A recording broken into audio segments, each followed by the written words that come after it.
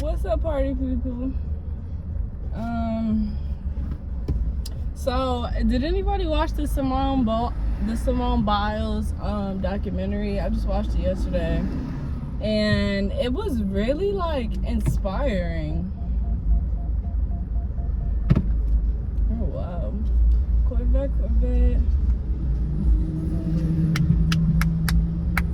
It was really inspiring.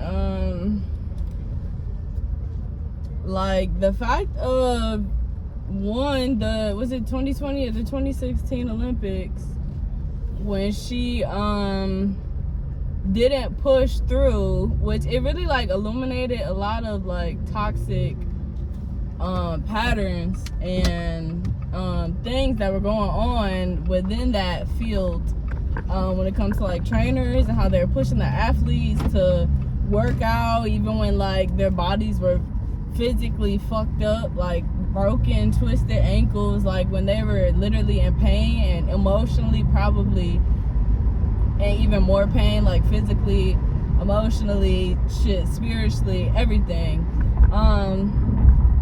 So shout out to Simone, because I know that was probably a lot for her to be like, no, and to put herself first. So yeah, that really stood out to me because I was like, it really takes a lot, you know, especially Black women, I think, like trying to be the strong one all the time, but being strong to the point where you realize that being strong is allowing yourself to be weak. Like that's a part of it too. Allowing yourself to say, I really don't feel good, and even if you don't like physically have a twisted ankle, but you know, if mentally you're down, if spiritually you're down, emotionally you're down, like taking time and taking care of yourself. So yeah, really proud of Simone. Really love that Netflix documentary. If you guys haven't seen it, like check it out, that shit was amazing. And then to follow up with the 2020 Olympics 4 years later, when she went back, and you know, she really wanted to prove it to the world, but I think she wanted to prove it to herself also. She wanted to set a goal for herself, and she wanted to accomplish it, and she did. And the crazy part about it all was, physically she could do it all, and she knew that, but it was the mental part that she really had to push through in order to land what she needed to land, to hit what she needed to hit, and to go out there and do what she needed to do. It was really a mental thing. Physically, she did it 50 million times. She could definitely do it. Mentally, knowing what was at stake, knowing what she went through before, when she like got the twisties and like was all fucked up mentally and physically, like healing herself through the traumas of what she went through, and being able to do what she did and go out there and win and do what she said that she was gonna do and get the gold in the team finals and like the solo one. It was really a mental game. It was really about her. It was really about her her mastering herself. It was like a self-mastery thing.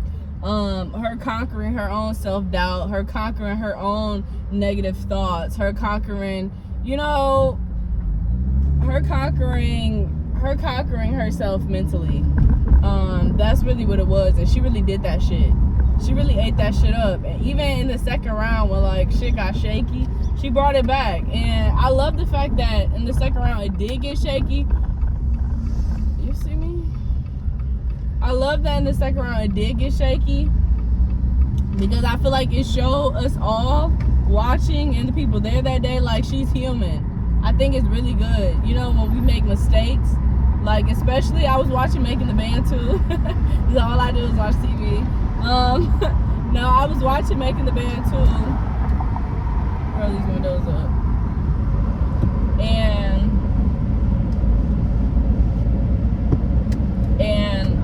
I did actually like what one of the guys in one of the bands said, when he said something about they had a performance and they were getting critiqued, and he was like, I think it's nice that it wasn't perfect. Like, I think it's good for people when we perform, for us to mess up a little bit, because you know, people can see that we're actually people. Like, it connects us back to this humanity aspects. A lot of times when we see people on stage and on these platforms, and we looking at them from like a viewer and a person in an audience, like an entertainer or whatever, a lot of times I think that we do how do you say this word?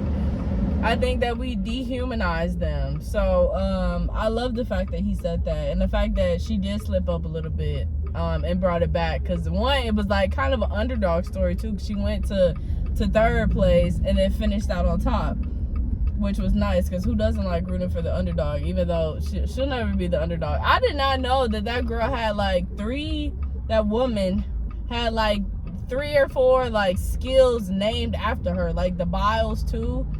Like, that is crazy. I don't even know what this light is.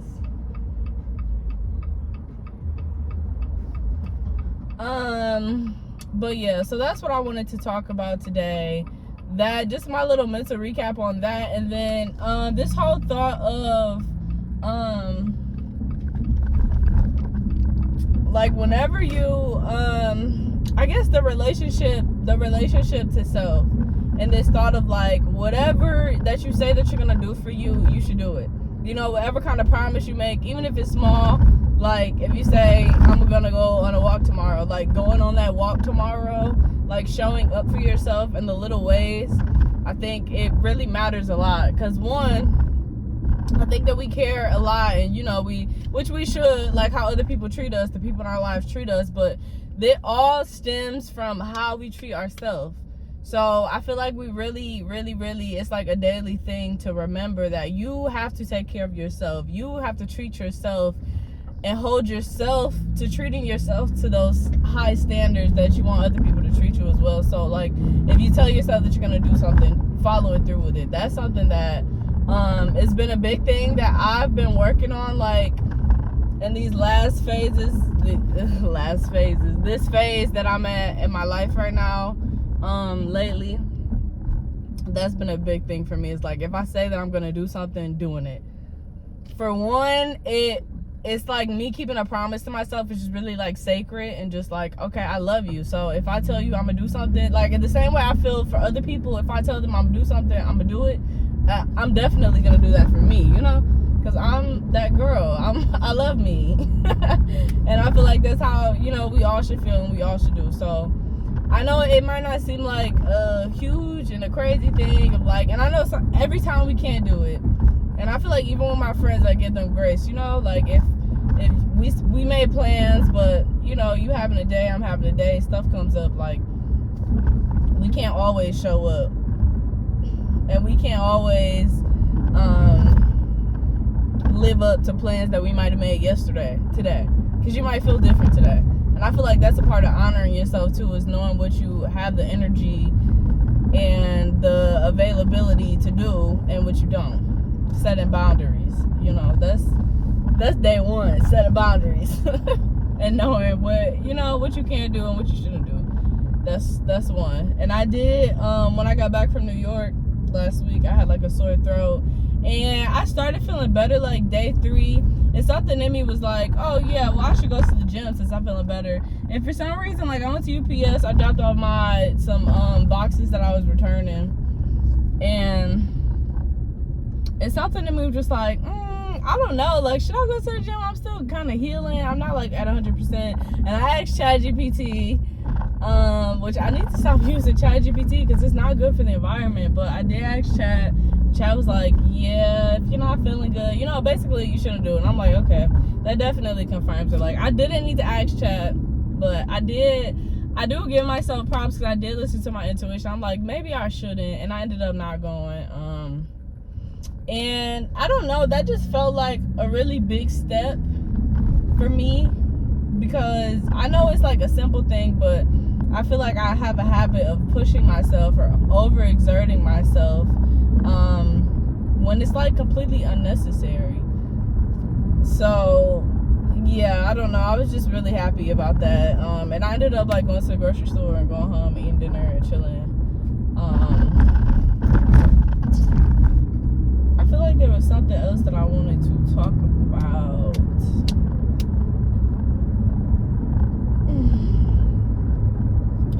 I just think, yeah. I just think whatever that you say that you're gonna do for yourself, of course, do it within reason. Within reason, always. But yeah, I think that was the message for today. Cause I feel like with Simone, you know, I don't know. It's just I can see how with the pressure of the whole world, you literally carrying America on your back in the Olympics, and that was a lot for her to like stand up for herself and be like, yeah, no, I'm done, and walk away from the fucking Olympics, and she did it. So whatever kind of, you know, whatever that means for you in your life, whatever you need to walk away from, whatever you need to take a break from, whatever you need to pause from, that's just, you know, something to think about. A little mental thing to think about for you guys. But yeah, I think that's where I'm at this week. Honestly, I've been chilling. I've been trying to learn how to just like be happy with life, to just be at peace, and also kind of redefining like what success looks like and feels like to me. Cause I don't know, I had a dream the other day that I was like famous and it was a bunch of people like in my face, and I feel like I really was not even happy with it. So I've just been thinking lately, you know, like what does success look like and feel like to me? Like what is it in this span of time right now today that happiness will look like and feel like to me? You know, and not even in the sense of like I have to be chasing something, because I don't think I'm chasing anything. I think I'm more so at a point of where I'm just trying to learn how to like appreciate life and to just be happy with where I am in life. But yeah, in a sense of like when it does come to the things that I'm going after, the things that I'm pursuing, the things that I'm putting my heart into, I think that that's something that I've been thinking about. So this may be a sign, you know, if anybody's thinking of changing paths, or I don't know, I think it's just a sense of being open to whatever life might bring. Like that's how I feel right now. Like if a new passion was to come and smack me in the face, I would really love that. Like I would never hate that. I've learned a lot in my life to not be rigid, and I've been really flexible. I don't know if it's like my partner, because he is just the most go with the flow person I ever met before. And him and my daughter, they're both air signs too, which I think was just the universe being like, this is what you need, because my earth and fire, baby, like I'm gonna just give you some air so you can woo-style and learn how to go with the flow, because they really been rubbing off on me, like, and I think it's just also like life too, and experiences and everything that I've gone through. But I've definitely learned how to just go with the flow a lot more. But yeah, so I think that was the message for today, for this week. I hope you guys are doing so good. I will talk to you again whenever is the next time that we talk. I'm trying not to be rigid in that too, if you could tell. And yeah, and just show up when it's time for me to show up. It's crazy because I'm like with like spiritual messages and like talking a couple years ago, I don't know if it was like something that I built up, you know, like a connection that I built as a reader and communicated messages, because it seemed to be so much clearer, and right now it feels a lot more cloudier and like messier than it used to be. And I don't know if I should take that as a sign to maybe like fall back, or if I should take that as just like a, you know, like a beginner. When you first started something out again, you gotta like rebuild that connection basically with the universe and the ability to pull messages and communicate them properly. So yeah, I will go as I feel.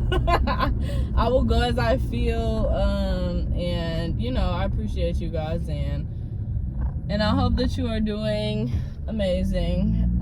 And I will talk to you guys the next time that I talk to you.